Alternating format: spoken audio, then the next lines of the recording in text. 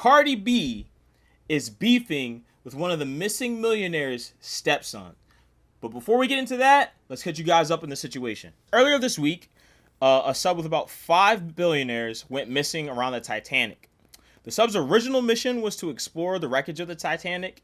About June 22nd, it was confirmed that all 5 passengers were presumably dead, unfortunately. So rest in peace to them. Now that we've already covered that, guys, let's get into the main situation. So the situation started when Cardi B said this. One of the billionaires that's missing on the water from that submarine one of the billionaires, their stepson, is at a concert, right? Like, you missing and mother is ready to shake at concert. That's crazy. 37-year-old Brian Saz attended a Blink-182 concert on Tuesday as his stepdad remained missing, one of 5 passengers aboard a submarine that set out to survey the Titanic shipwreck remains on Sunday before getting lost at sea. Like, isn't it sad that you a whole billionaire and nobody gives a about you? And people is like, well, what is he supposed to do? Be sad at the house? Is he supposed to go look for himself? Yes. Brian's feed is flooded with comments criticizing his insensitive move. You're supposed to be at the house sad. You're supposed to be crying for me. You're supposed to be right next to the phone waiting to hear any updates about me. You're supposed to be counseling your mom and I'd rather be broke and poor, but knowing that I'm loved. What's up, guys? It's Bad Decisions, where we watch people make bad decisions. It's your boy Sharon. It's your boy Jay. Honestly, I don't know why this is even Cardi B's business, and I like Cardi B and I like that she's outspoken, but sometimes it's not necessary to open up your mouth. Yep. Late last year, she recently lost someone, RIP to Takeoff, and no one told them how to handle their situation, right?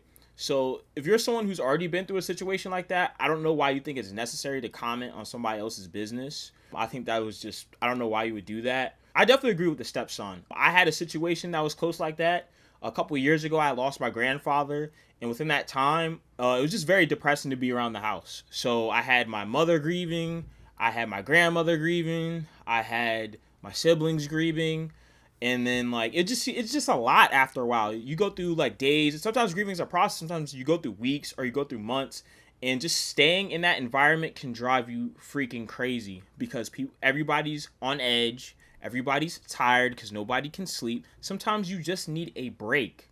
So I don't think it's crazy for him to go to a Blink-180 concert. Not only that, but imagine just watching TV and that's all you're seeing is your loved one. He might be dead. He might not be dead. He might be dead. He might not be dead. He might be dead. He might not be dead. Right.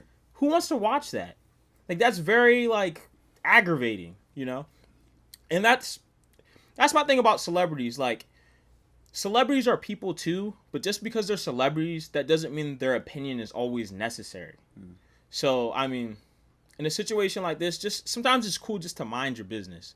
And to be honest, I'm actually surprised Cardi B said something, because Cardi B normally is very chill when it comes to stuff like this. So you take a complete bitch like Cardi B, has no idea what's going on. Her career is in such turmoil, she needs clout off other people's suffering. Tries to use the situation to exploit, like the news. Not really giving a that my stepdad's probably 99% chance he's dead.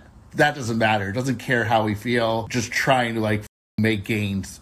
People trolling, getting hate mail, all these things. And it's just fucked up. And to have Cardi B behind it, Cardi B, grow up, get some class.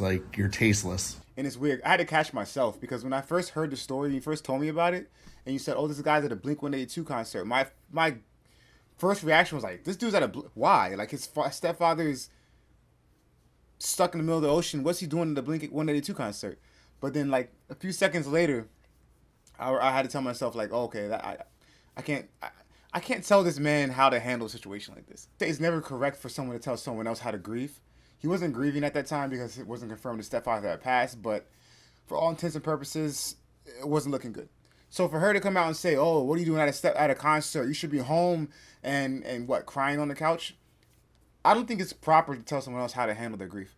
For example, just to draw a parallel or an analogy, let's say there are different ways. People are wired differently. So some people, you can have an emergency situation, and there are people that are going to crack under that pressure and cry in the corner, and there are people that are going to go into action to try to solve the problem or try to get people to safety. Just like if someone is to there are people that if someone passes away, rest in peace to her stepfather, some might lock themselves in a room and cry about it, which is okay.